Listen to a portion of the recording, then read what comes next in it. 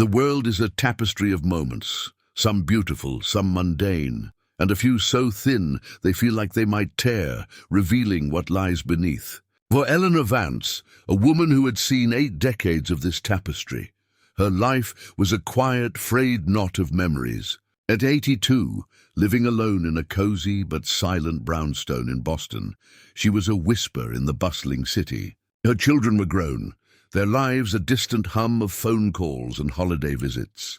Her husband, Thomas, was a ghost in the photographs that lined her mantelpiece, his laugh a faint echo she sometimes heard on a quiet afternoon. But Eleanor wasn't truly alone. Her constant companion was her faith. It wasn't a rigid Sunday morning only faith.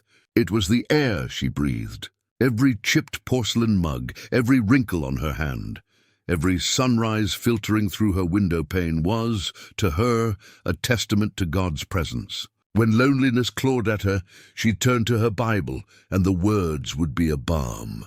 When the world felt too loud, she'd find a quiet corner and pray, and a profound stillness would settle over her heart. Faith wasn't a belief, it was a relationship. It was the promise of a hand to hold when hers felt empty. This particular morning was different. It was the 60th anniversary of her first date with Thomas, a day she had always marked with a special prayer at the small brick church on the corner.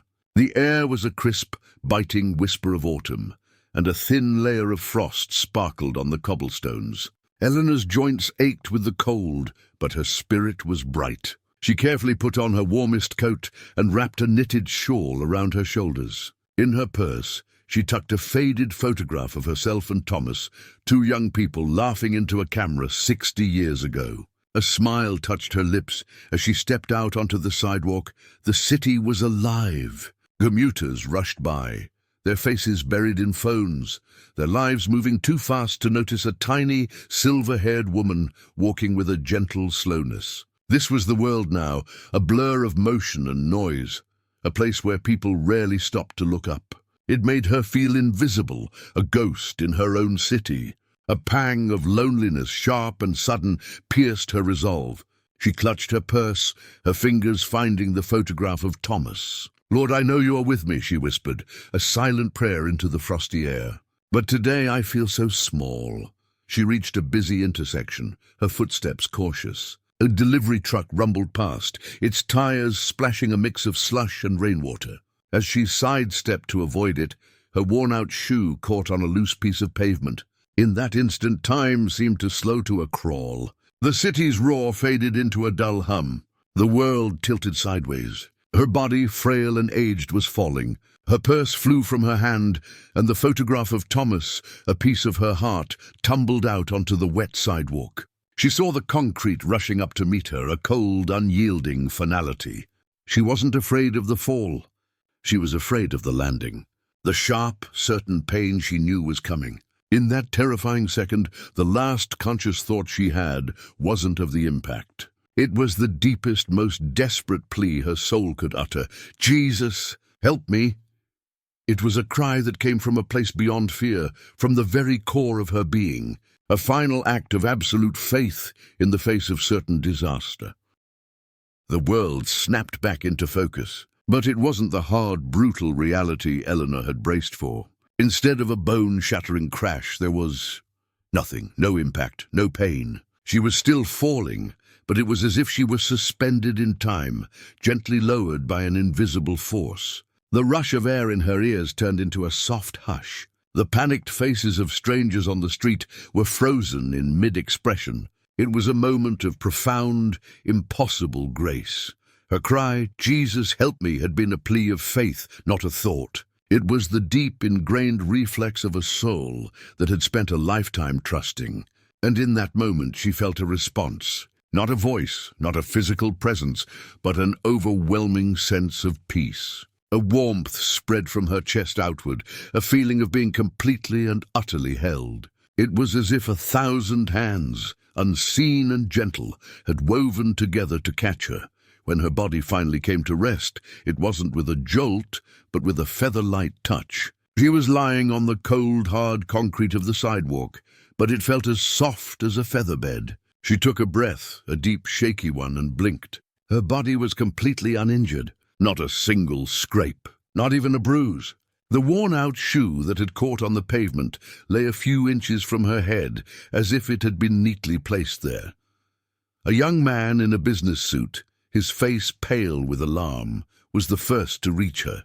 "Ma'am, are you okay? We all saw you fall. You just went down." He and a young woman rushed to help her sit up. They were a flurry of concerned voices, their questions a panicked chorus. "Are you hurt? Should we call an ambulance?"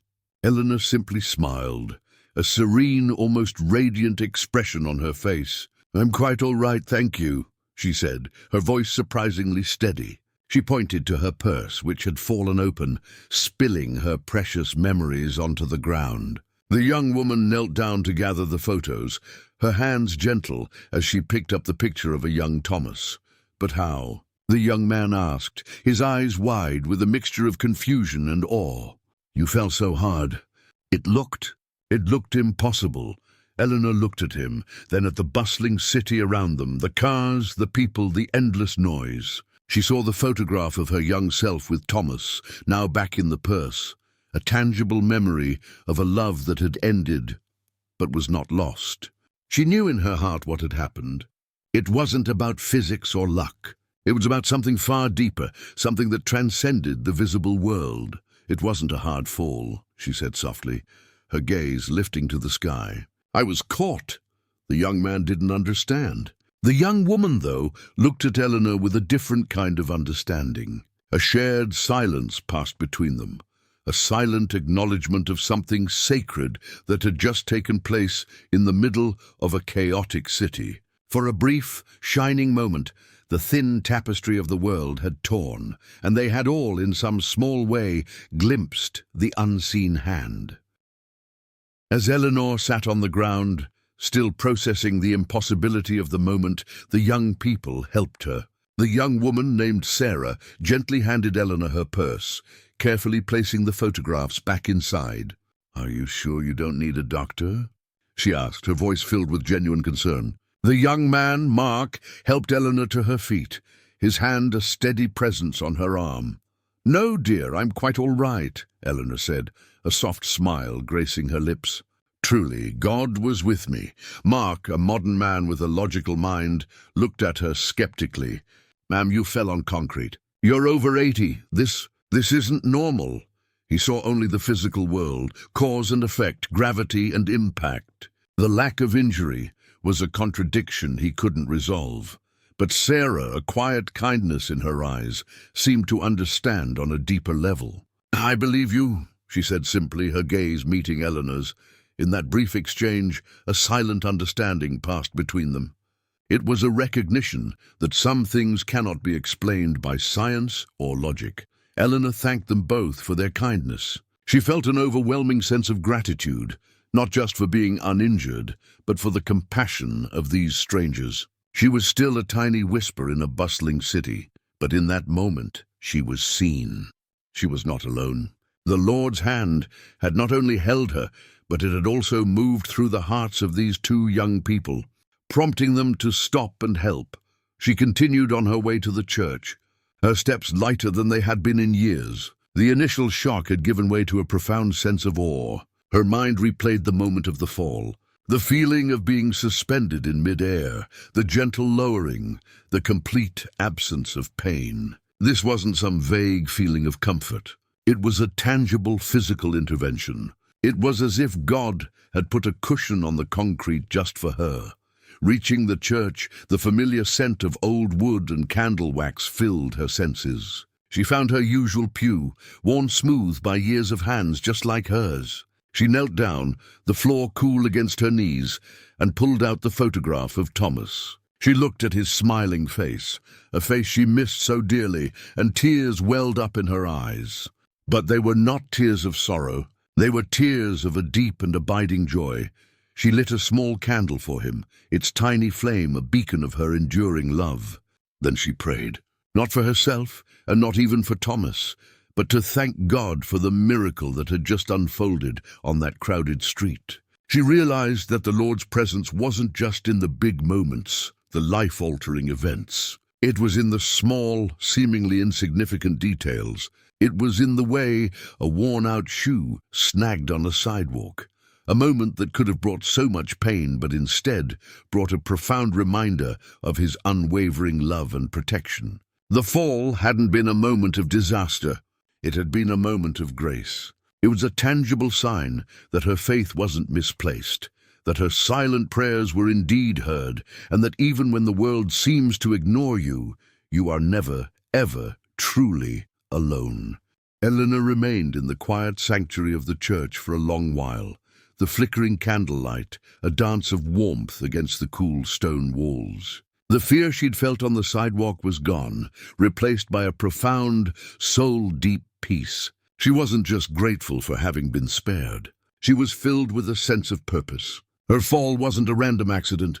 It was a message, a powerful, personal testament from God to her that he was always there, always watching, always ready to intervene. As she walked home, the city no longer felt like a cold, indifferent blur. The rush of commuters, the blare of horns, the constant motion, it all seemed to have a new light. She saw the faces of the people hurrying past, and her heart went out to them. How many of them, she wondered, were so wrapped up in the noise of their lives that they couldn't hear the quiet whisper of God's presence? How many were so focused on the next step that they failed to see the hands ready to catch them if they fell? When she got back to her empty brownstone, the silence felt different. It was no longer a symbol of loneliness, but a space for reflection. She sat in her armchair, her hands clasped loosely in her lap, and closed her eyes. She wasn't an invisible ghost in her own life anymore. She was a living, breathing testament to God's love. She knew that the world might look at her and see a frail, elderly woman who had simply been lucky. But she knew the truth. She had felt the grace. She had been touched by the hand. From that day forward, Eleanor's faith wasn't just a comfort. It became her mission. She began writing her story, not for fame or recognition, but to share a truth that she knew in her heart. She wrote about the sound of her purse hitting the concrete and the terrifying silence of her fall. She wrote about the feeling of being caught by a force she couldn't see. She titled her story simply The Unseen Hand. Her story wasn't just about a physical miracle. It was a deeper lesson. It was a reminder that in a world so focused on the tangible and the explainable, there are still moments of divine intervention. It was a testament to the power of a single heartfelt prayer, and most of all, it was a profound truth that she now knew for certain. When we fall and when we call out his name, God is always there, ready to lift us up, not just from a physical fall, but from the falls of the spirit, from the stumbles of the heart, and from the moments when we feel most alone.